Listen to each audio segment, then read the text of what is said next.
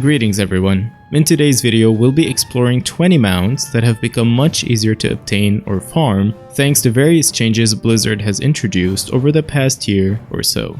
With the introduction of warbands, along with increased drop rates and other quality of life improvements, farming these mounts is now more convenient than ever. So let's dive in.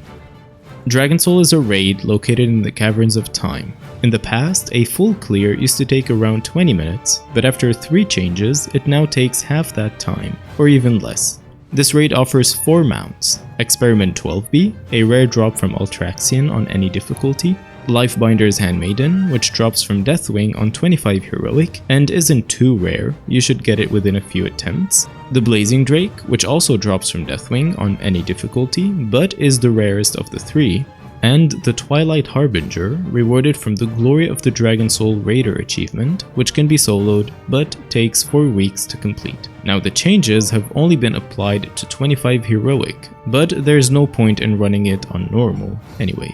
First off, this isn't really a change but a useful tip.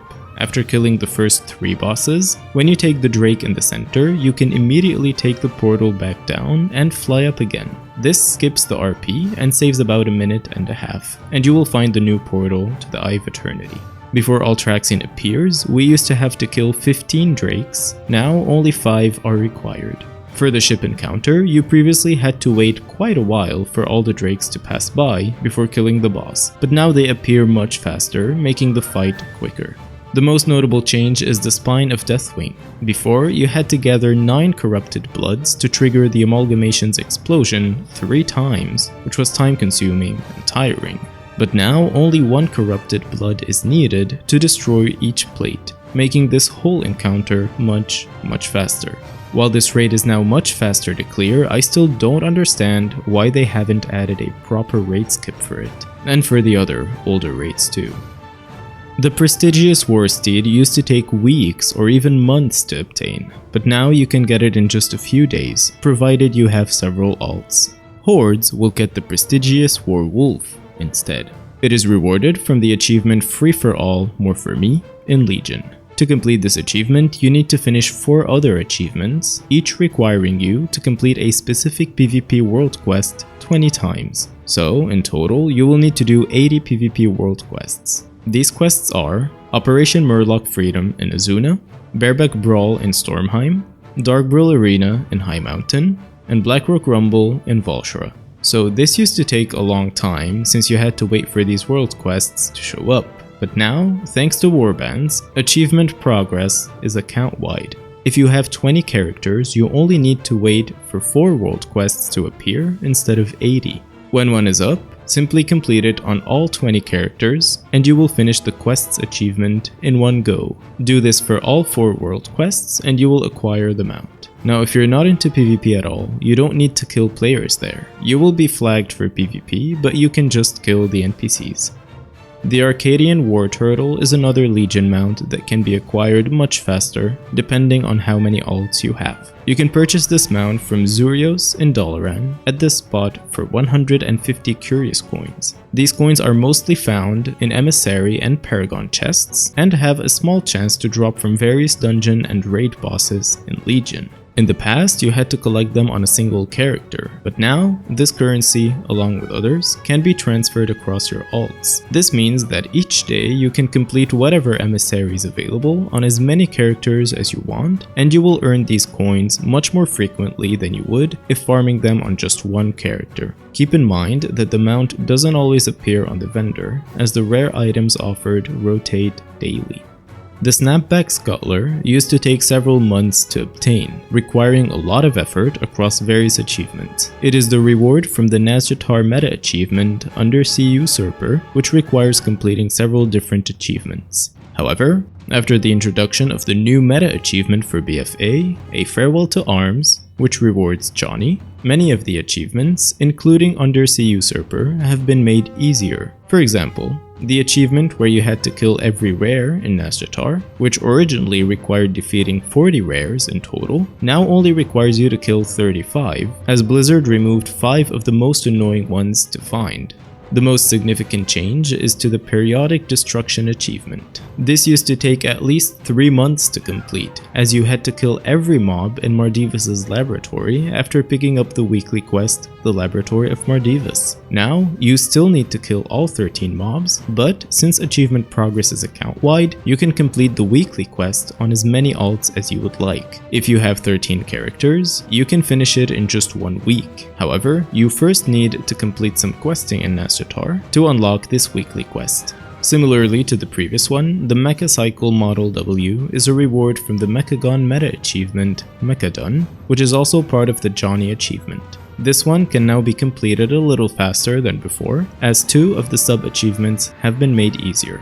Previously, you had to complete all 32 quests offered by the visitors in Mechagon, but now only 15 are required. Additionally, you need to obtain 30 of the 38 blueprints, whereas in the past, you had to collect all of them.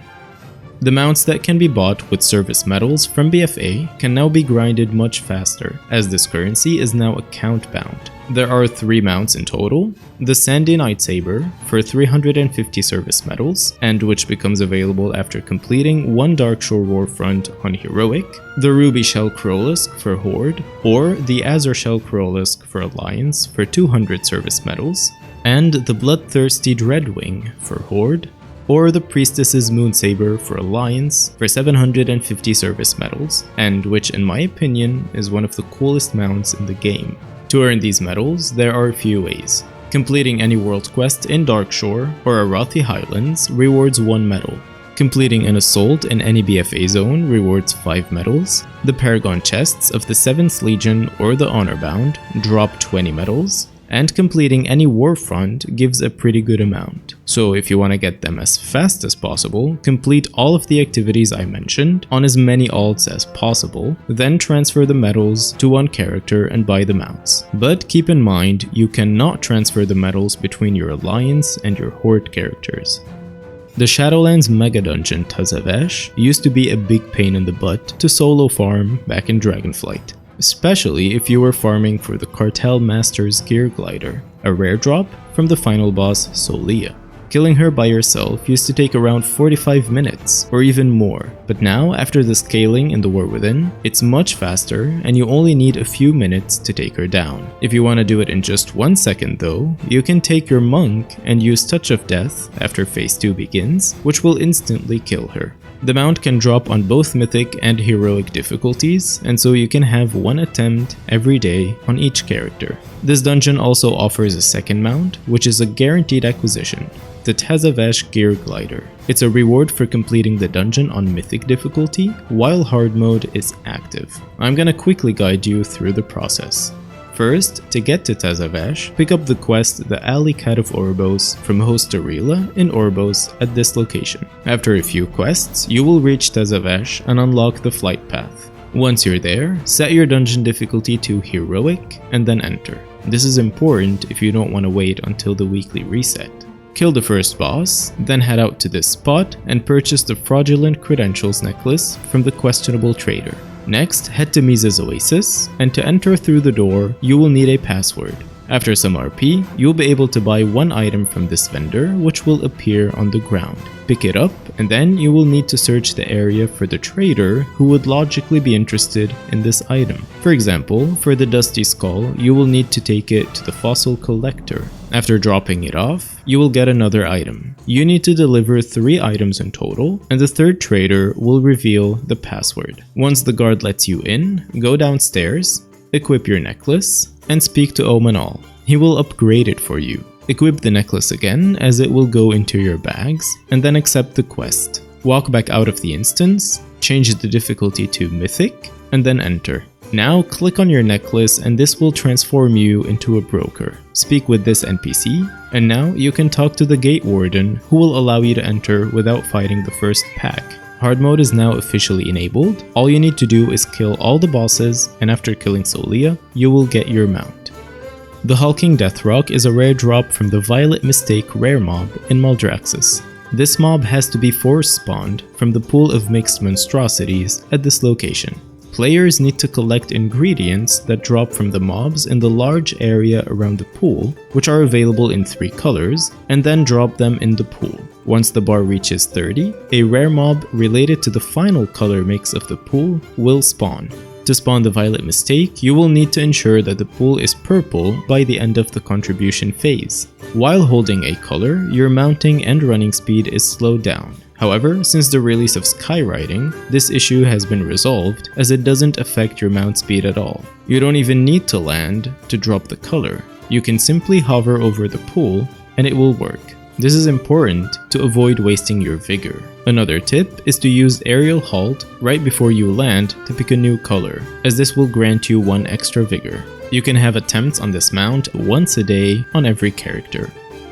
Desoray's Battle Gargon is an awesome looking mount that can be acquired through the Ember Court scenario in the Venthyr Covenant. This mount used to take around 9 weeks to get, but now only 9 days are enough, since we can run the Ember Court every day, whereas before, it was weekly. First, you will need to unlock the Ember Court through your Sanctum upgrades, and then upgrade it to tier 4 to be able to invite the Countess as a guest. To get the mount, you will need to reach best friend status with her. After completing the introduction to this system, you'll be able to host your first Ember Court, but before that, you'll need to invite guests from around the Shadowlands zones. Check with Lord Gargon to see which guests are available on that day. Then check your map to see where they are and go do their quest to receive their RSVP and invite them. If the Countess isn't available, keep clicking the 4th panel on the right side until she appears. You will need to spend a small amount of infused ruby to revoke invitations, but this is necessary if the Countess is not available. So after completing her quest, you can invite her to your Ember Court. Inside the Ember Court, each guest prefers certain atmospheres, and you can improve these by participating in the various activities. The Countess always prefers Decadent, Relaxing, and Formal, so be sure to select activities that improve these traits to increase your reputation with her before the timer runs out. You'll need to run 8 Ember Courts with the Countess satisfied to become best friends with her, and by the end of your 9th Ember Court, you will 100% receive the mount in the Countess's chest. The Infested, the Bulbous, and the Pestilent Necrorays from Shadowlands are now much easier to get, as their drop chances have been drastically increased during Dragonflight. If you lost hope for these mounts in the past, you can safely go back to farming them, and you will definitely get them much faster than before. All 3 mounts have equal chances of dropping from the Necroray egg, and you won't get duplicates, so you only need to get your hands on 3 eggs and you're done. This egg has a chance to drop from any chest rewarded from any Necrolord calling. You don't need to be part of the Necrolord Covenant, as all callings in Maldraxxus taken from any Covenant will have a chance to drop this egg. However, if you are Necrolord, you will get even more attempts, as some callings, such as the Torghast or the Rare Resources ones, will give you a chest related to your current Covenant. And the final 2 mounts I want to mention are the Ivory Trader's Ottuk and the Iskara Trader's Ottuk. Both of these mounts can be bought from a vendor in Iskara in the Azarspan at this spot. The first one costs 3 rings, which can be farmed in dungeons, and the second one costs 2 necklaces, which can be farmed from 2 raid bosses. The dungeons of Dragonflight are pretty easy and fast to run solo now, especially on normal, and the raids are also quite soloable. For the first mount, you will need the Thunderous Downburst ring, which can drop from Raging Tempest in the Nokud Offensive, the Unstable Arcane Loop, which can drop from Laymore in the Azure Vault, and the Platinum Starband, which can drop from Veximus in the Algathar Academy. This one can actually be chosen as a reward from the quest, the Algathar Academy. For the second mount, for the necklaces, you will need 2 raid bosses, but both are found inside the Vault of the Incarnates raid. The first one is Taros' Captive Core, which can drop from Taros, and the second one is the Eye of the Vengeful Hurricane, which can drop from Dathia Ascended. So good luck for any of the mounts if you want to farm them. I hope you found this video helpful. Please let me know in the comments below which mounts you're planning to go after, which ones you already have, or which ones you're still giving up on. Don't forget to subscribe if you want more guides like this one. You can also find me on Twitch, where I farm mounts and explore all the content the game has to offer. Until next time, happy farming, and I will see you in the next video. Cheers.